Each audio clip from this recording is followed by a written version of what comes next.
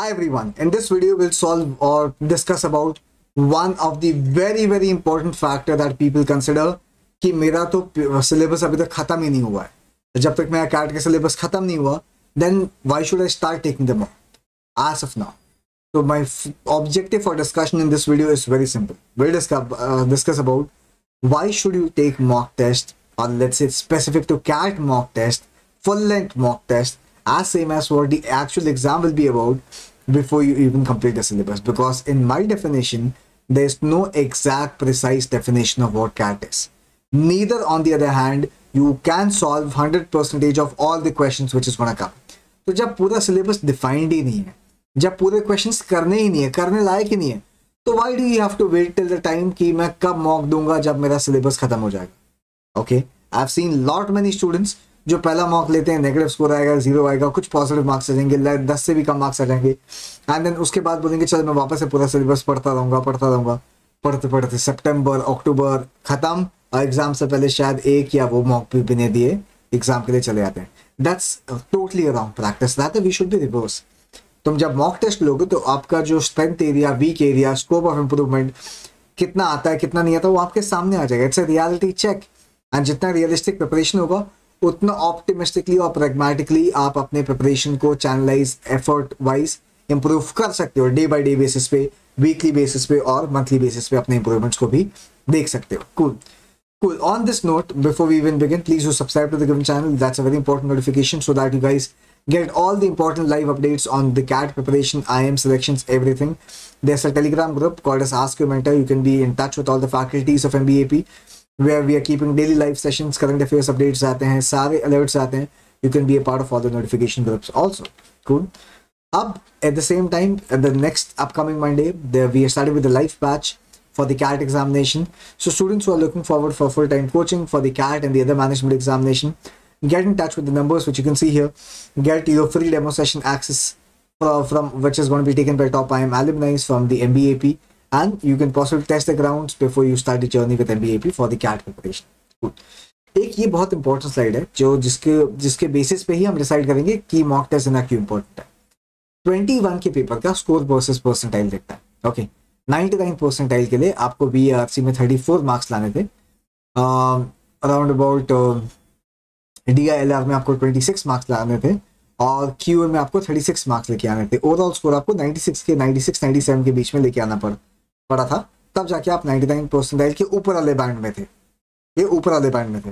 Now the point is अगर मैं इसी के थोड़ा सा भी नीचे चले जाऊँ, रिपीट, जब मैं 99 परसेंटाइल से 98 परसेंटाइल में जाता हूँ, so number of attempts which I had to keep drastically came down from 33 to 30. Okay, and nominal changes आपके स्कोर में यहाँ पे आपको दिख रहा होगा, लेकिन जो मार्क्स का चेंजेस है, ओवरऑल मार्क्स 6 मार्क के चेंज में, 90 से 81, 81 से 72, 72 से 59, 59 से 47 अगर आप देखोगे अटेम्प्ट्स में. सो ऑलमोस्ट 2 से 3 क्वेश्चन, 3 क्वेश्चन से 2 क्वेश्चन का एवरेज है, जहाँ पे आपका परसेंटाइल 2 से 5 परसेंटाइल तक गिर रहा है. ओके, मतलब अगर किसी ने 3 क्वेश्चन ज्यादा सही किए हुए हैं पेपर में, तो उसका परसेंटाइल आपसे कम से कम 2 से 3 ज्यादा होगा. ओके, अगर उसने 3 से 4 क्वेश्चन ज्यादा सही किए हुए हैं, तो ऑब्वियसली वो आपसे 5 परसेंटाइल ऊपर ही रहेगा एग्जाम में. तो जब इतने, पहली बात तो जब अटेम्प्ट्स कम हो जाते हैं ना, तो आपका स्कोप ऑफ एरर भी कम होगा, और स्कोप ऑफ एरर जब मेरे पास कम होगा तो एक 2 क्वेश्चन के बीच में भी आपको बहुत ज्यादा गैप दिखेगा परसेंटाइल के बीच में. क्लियर? इसीलिए आपको दोनों चीजों पे ध्यान देना है. One is accuracy, second at the same time making sure maximum number of questions also solved. Clear? So it's a mix and match of both, number of questions solved and number of accurate questions solved. Clear? और ये तब तक सही नहीं होगा जब तक आप अपने मॉक टेस्ट को सीरियसली नहीं लोगे. बहुत सारे पॉइंटर्स हैं जो आपको पता होने चाहिए, तब जाके आपको क्लैरिटी ऑफ थॉट मिलेगा कि आपको मॉक टेस्ट अभी से देना चालू करना चाहिए. ओके, पहली बात तो ये कि आपका सिलेबस अभी जितना भी खत्म हो, आपने चालू किया है, मिडिल लेवल पे हो, खत्म हो चुका है, जो भी है, जब मॉक टेस्ट होगे तो आपको क्लैरिटी मिलेगा कि कितने क्वेश्चंस आप आज के डेट में सॉल्व कर सकते हो. जब भी आप इस वीडियो को देख रहे हो, आज के डेट में करंट लेवल पे इस कितने क्वेश्चन सॉल्व कर सकते हो, उसके हिसाब से आप एक प्रैग्मेटिक प्लान बना सकते हो. आने वाले महीने कितने बाकी हैं कैट एग्जाम के लिए, तो मेरा मंथली और वीकली गोल्स क्या होना चाहिए, उसके बेसिस पे आप अपने sectional test, topic level test और फुल लेंथ टेस्ट का एक कैलेंडर बना सकते हो. Students who have gotten to IIMs, they have a proper Excel calendar. So and so date has been also been blocked.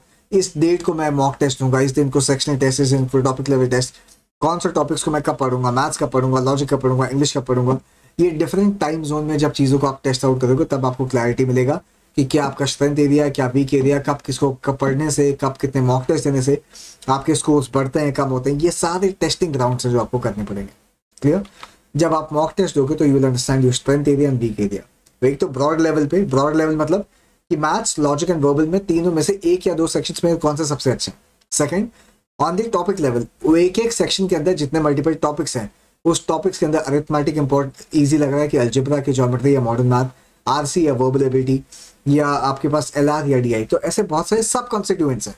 तो जितना ग्रैनुलर लेवल पे आप अपने डिकोड करोगे, अपने मॉक पेपर को एनालाइज करोगे, उतना खुल के आपको समझ में आएगा कि आपके वीक एरियाज क्या। अब समझ में आ गया तब क्या, what are you waiting for, then you have to work on this, read the concepts, take topic level test and then see the scope of improvement in the next mock test. Myth मत पकड़ो कि अगर कोई arts background से आ रहा है तो verbal में अच्छा होगा। ऐसे बहुत सारे इंजीनियर्स हैं जो वर्बल में अच्छे हैं और मैथ्स में खराब है। तो जब तक टेस्ट नहीं करोगे आपके स्ट्रेंथ और वीक एरियाज खुल के सामने नहीं आएंगे। क्लियर? सबसे इंपॉर्टेंट पार्ट, मेंटल कैपेसिटी। आपको इतना ऑटो ट्यून होना पड़ेगा। नवंबर में आपका कैट है, आपको इतने मॉक टेस्ट देने पड़ेंगे कि 2 घंटे का पेपर आपको लगे ही ना 2 घंटे का।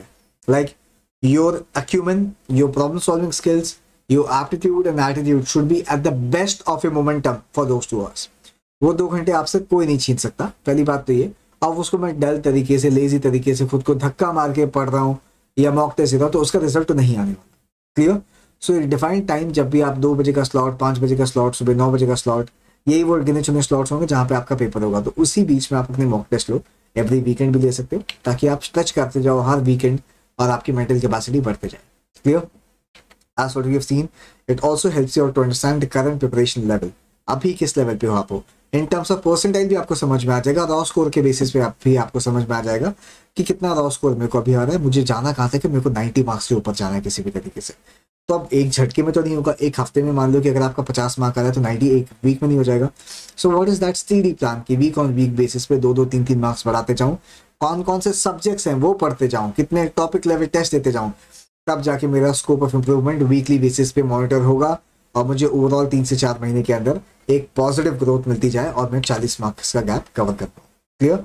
आपके बॉटलनेक एरियाज क्या है कि आप 2 घंटा बैठ नहीं सकते हो, या आप अपने मॉक टेस्ट पे पूरा ध्यान नहीं दे पाते हो, आपके अटेम्प्ट्स नहीं पढ़ रहे हैं, आपकी एक्यूरेसी खराब है, कौन सा सेक्शन खराब है, वो सारे पेन पॉइंट्स है। इसी पेन पॉइंट्स को ही आप अगर कर्व करते जाओगे तो एक टाइम में अगले कुछ महीनों में आपको कोई भी पेन पॉइंट नहीं मिलेगा। और जब आपको कोई पेन पॉइंट्स नहीं मिलेगा तो आप बेफिक्र होकर रेडी हो कैट एग्जाम के लिए। Clear? So you need to make a whole timeline and schedule. That timeline and schedule is very simple. Whatever day of the week you want to block, you can block, but हफ्ते का एक mock test आपको लेना ही पड़ेगा। Clear?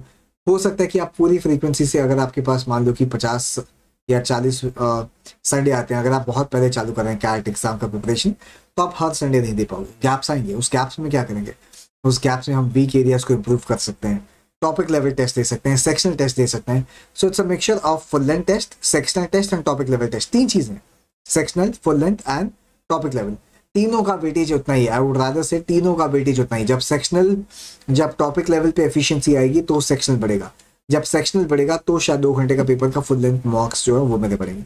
तो तीनों चीजें link है। आप फुल लेंथ दो, समझेगा वीक एरिया सेक्शंस क्या खराब है, उस सेक्शन में क्या क्या खराब है, टॉपिक लेवल दो, फिर सेक्शन बढ़ेगा, फिर ओवरऑल मॉक टेस्ट बढ़ेगा।